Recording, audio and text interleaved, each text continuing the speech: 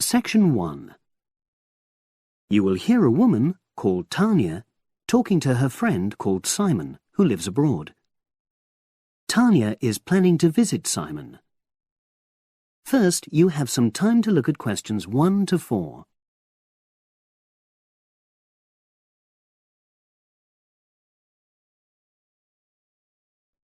Now we shall begin. You should answer the questions as you listen, because you will not hear the recording a second time. Listen carefully and answer questions 1 to 4.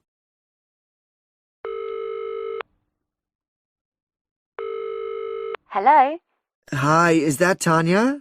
Yes, Simon. Lovely to hear you. How are you? Very well, and we're so looking forward to seeing you. So am I. Now, I don't have a lot of time, I'm afraid, so I wanted to make sure we've got all your details. Have you confirmed your flights? Yes, I'm definitely coming on the 22nd of June. Excellent. Have you got your flight number? Not with me, I'm afraid, but I promise I'll email it. Let me make a note of all this. Yes, do, because one of us will try to come and collect you from the airport if we can. I presume you'll be coming into Terminal 1? I don't know. I'll have to find out which one it is. Yes, you must. We don't want to be waiting at the wrong one. But hang on, I'll be arriving at about lunchtime, and that'll mean you have to take time off work to pick me up. You really mustn't do that. Look, we're not all that busy at work, and if there's a problem, I can text you when you arrive, and you can take a taxi. Okay. There's a really good company called Pantera. Can you spell that? It's Pantera. They have a stand at the airport. You can't miss it, and they're really reliable. Great, thanks. How far are you from the airport? About 40 minutes. And you're near the city centre, aren't you? We're east of it, actually. Don't tell the driver city centre because you'll really get caught up in traffic. Okay, and I'll make sure I carry your address with me. Now, have you got my mobile, cell phone number? Yes, you sent it last month. But I tell you what, I don't think I've got yours. I'd better have it now, just in case. Okay, and I changed it recently anyway. Ready? It's 07765 328 411. Before you hear the rest of the conversation, you have some time to look at questions 5 to 10.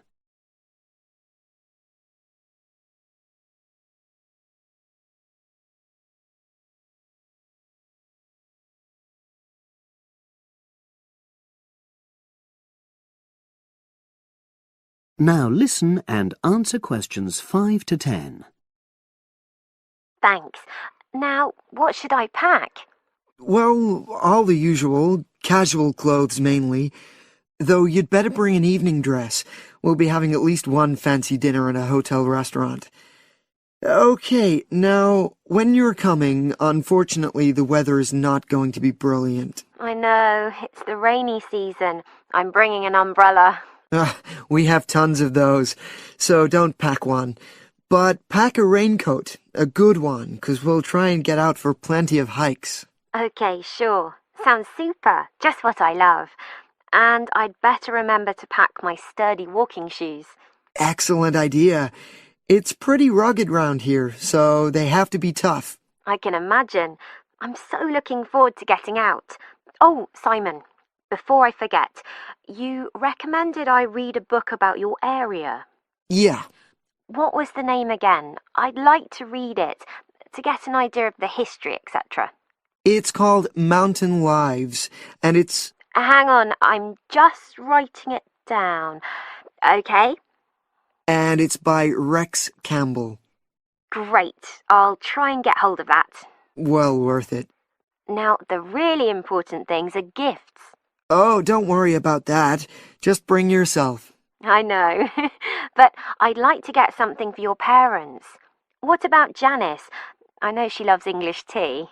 Oh, that's very kind, but she's not drinking so much of that these days. But she'd love some chocolate. You know her favorite. Oh, yes. That'd be nice. I'll do that. And Alec, is he still into racing? Very much so. I was thinking of bringing a calendar, with horse racing pictures. What a good idea. He'd love that. Great. So that's about it, I think. Yes, I think so. So you'll send me your number again? That is the end of section 1. You now have half a minute to check your answers. Now turn to section 2. Section 2. You will hear a podcast on Canberra's theme park. Now you have some time to look at questions 11 to 16.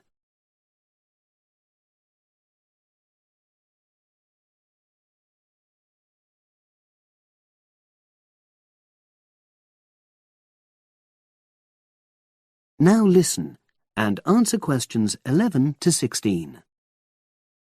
Welcome to Canberra's Park podcast. In the next few minutes, I'll tell you a little about the park and the amazing things we have to offer. We like to think that Canberra's offers more than other theme parks. Like them, we have a variety of exciting rides for people of all ages, but Canberra's also places strong emphasis on the educational experience for its visitors. Not boring facts, but lots of interactive exhibits. Although it's mainly an outdoor experience, we do have some indoor activities if the weather gets too dreadful. The park's got a lovely, well-established feel, set in 80 acres of beautiful countryside, about 3 miles south of the tourist resort of Dulchester. The park was set up in 1997 by the Canberra family, but then taken over by new owners in 2004, who have maintained the original vision of the Canberras. It has lots of old trees, hundreds of flower beds, and a gorgeous lake. Canberra's has over 45 different rides, exhibits, and arcades. All but one of these is free once you've paid your entrance fee. We charge a small fee for our newest ride to reduce the length of the queues. You don't pay anything for parking. A family ticket for a family of 4 works out at about £8 per person, which is amazing value. Full details of current prices are shown on our website, along with full details of rides, etc., and directions for getting to us. We also have a number of special offers. For example, if you live locally, why not join our Adventurers Club, which entitles you to 50% off ticket prices all year round, and a special lane for all rides and exhibits, which means you don't have to wait to get into any part of the park. See the Offers tab on the website. We've recently added a number of new exhibits to the park, and we're particularly proud of our Future Farm Zone, which houses over 20 different species of animals, from chipmunks to dairy cows. The emphasis is on getting near to the animals. All of them can be petted, and you can buy food for feeding the animals. Many of our younger visitors say that this is the high point of their visit. And speaking of food, don't let the animals have all the fun. We have a total of 7 different catering outlets on the site.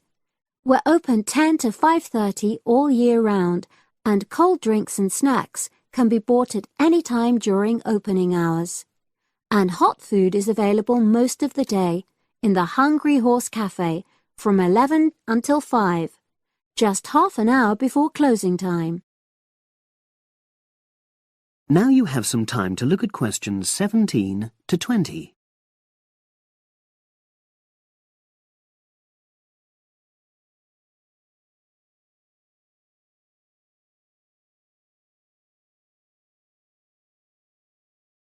Now listen and answer questions 17 to 20. Now we want all our visitors to have an exciting time when they come to the park, but our first priority must be safety. Parents and guardians know their children's behavior and capabilities, But here at the park, we have set certain conditions for each of the rides to ensure that all visitors get the maximum enjoyment out of the experience and feel secure at all times. There are 4 major rides at the park. Our newest ride is the River Adventure, which is designed to reproduce the experience of whitewater rafting. No amount of protective clothing would make any difference, so only go on this ride if you're prepared to get wet.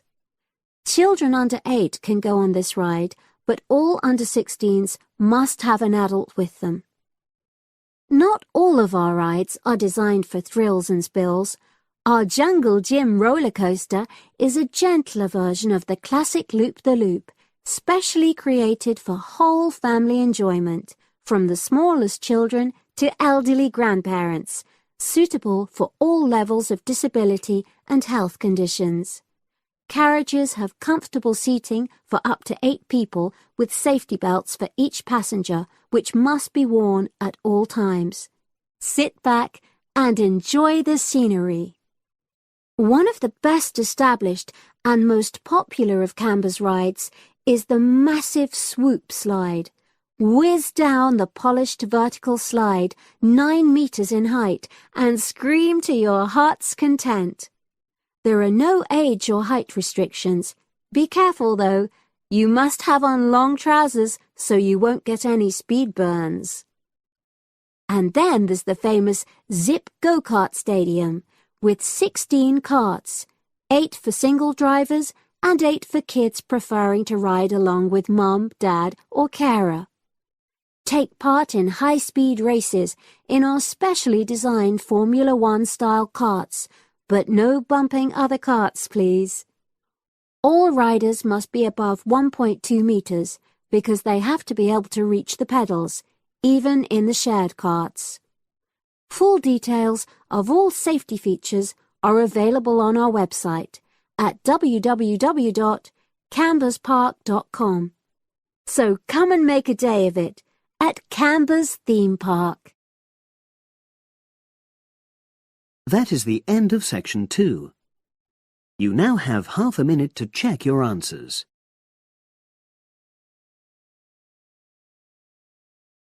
Now turn to section 3. Section 3. You will hear 2 business studies students discussing a presentation they'll do on an article on working effectively in groups. First, you have some time to look at questions 21 to 26.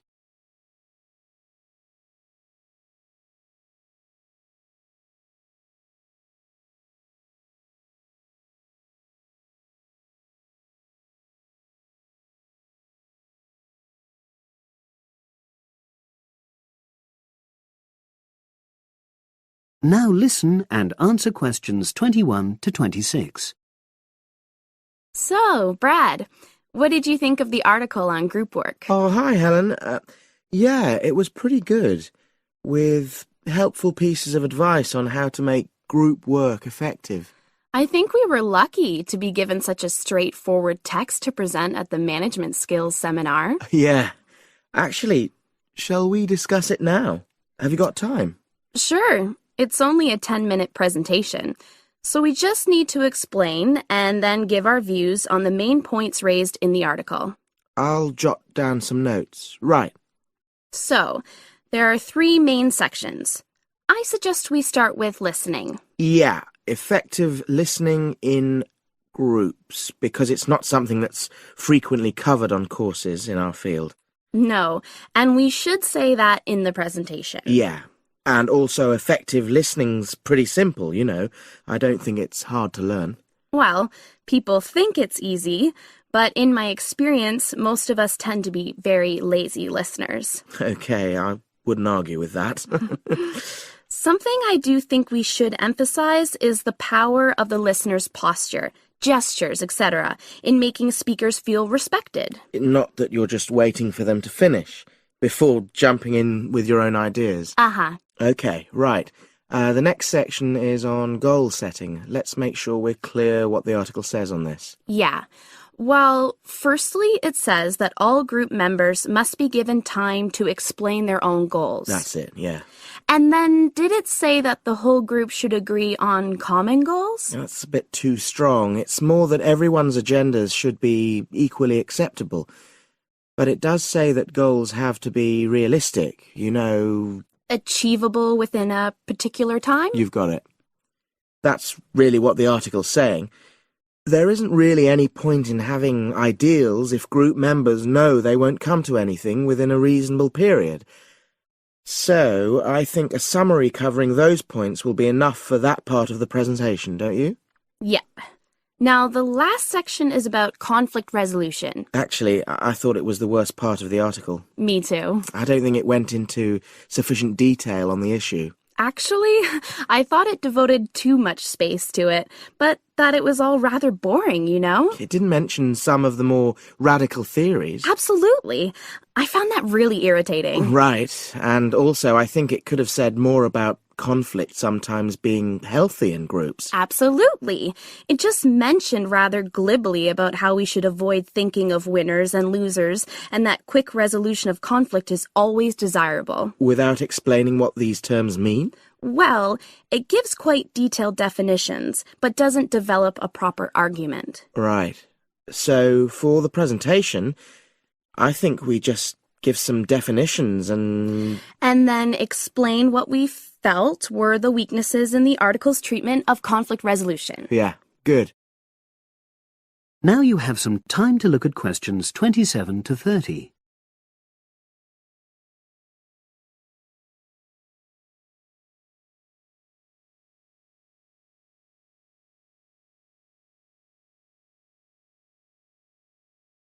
Now listen and answer questions 27 to 30.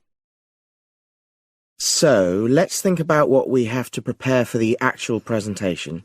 Well, I suppose we'll use PowerPoint, but I'm hopeless at using it, especially if it has any visuals. I really have to look into doing a course on it because I know I'll need it in the future. Don't worry, I'm quite happy using PowerPoint and I'll put it together when everything else is ready. That's a relief. But yes, do that later. Okay. Now, I heard the tutor saying we have to include some well-chosen quotations from the article. I'm not sure if we do. I'll email him to find out. No need. I can just have a look at the specs he gave us when he set the task. That'll be quicker. But the tutor definitely said we have to prepare a handout to go with the talk. I'm not really sure how we do that. Sarah did one last year. Who's she? She's doing the same option as me on marketing. I'll ask her advice on what to include. Great. So that just leaves the bibliography at the end. I suppose it'll mainly be articles. Yeah. So we'll just look on the web, and we can leave that till later. But we've been advised against that? Well, we could have a look through some journals in the library. I think we should start by looking through module handbooks. I think that'll give us some good leads. Yeah, you're probably right. So that's all the topics. That is the end of section 3. You now have half a minute to check your answers. Now turn to section 4. Section 4. You will hear a lecturer talking to a group of engineering students about the design of a greenhouse.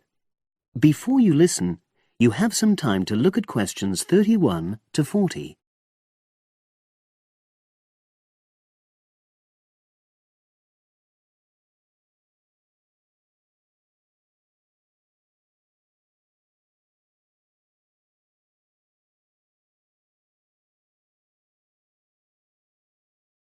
Now listen and answer questions 31 to 40. Good afternoon. This is the first of a series of lectures I'll be giving about engineering for sustainable development. I'll be presenting examples of engineering projects from a variety of contexts, and today I'm going to talk about a project to design a new kind of greenhouse for use in the Himalayan mountain regions. First of all, I'll tell you about the problem which was the context for this project.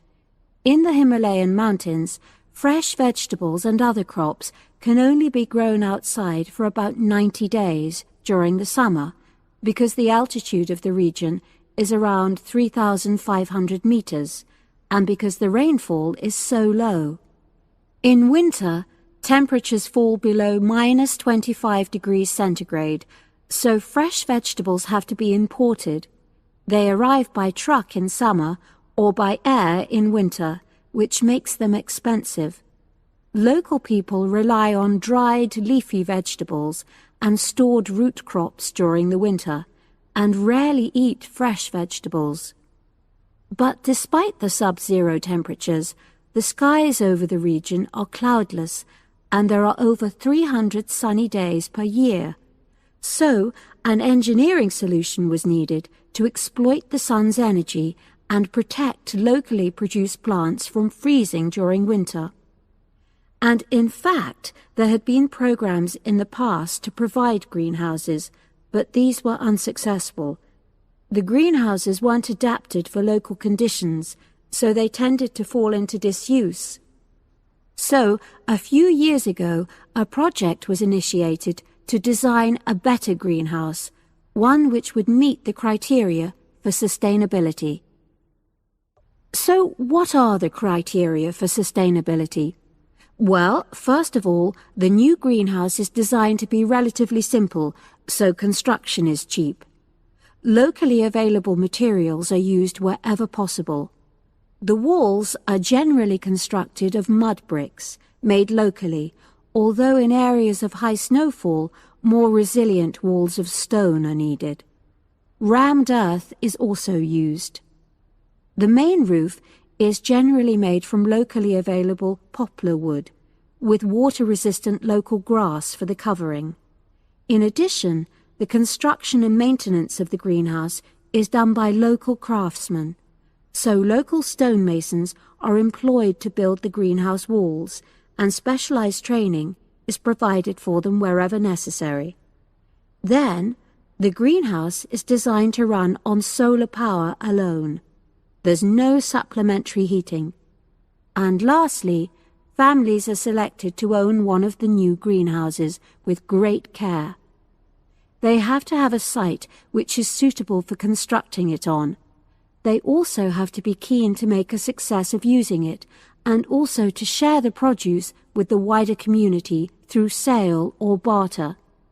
Potential owners are taken to see existing greenhouses before they make a final decision about having one. So, those are the features which make the project sustainable. And now, I'll briefly describe the design of the greenhouse. The greenhouses are orientated very carefully along an east-west axis, so that there's a long south-facing side. The transparent cover on the south-facing side is made from a heavy-duty polythene, which should last for at least 5 years. On the inside of the greenhouse, the walls are painted. The rear and west-facing walls are black to improve heat absorption, but the east-facing wall is white to reflect the morning sunlight onto the crops inside. Finally, there's a door in the wall at one end, and vents are incorporated into the roof, the door, and the wall at the other end to enable control of humidity and prevent overheating. I'll turn now to the benefits which have resulted from the introduction of these new greenhouses. These benefits are of various kinds, but for now, I'll just mention the social benefits. First of all, people who own a greenhouse gain social standing in their communities because they provide vegetables for the wider community, for regular consumption as well as for festivals, and they also earn income. Secondly, because in rural areas it is women who usually grow the food, the greenhouses have increased their opportunities. They bring the benefits of improved nutrition and increased family income from the sale of surplus produce. And thirdly, as a result of their improved financial position, some families can now afford to educate their children for the first time. That is the end of section 4. You now have half a minute to check your answers.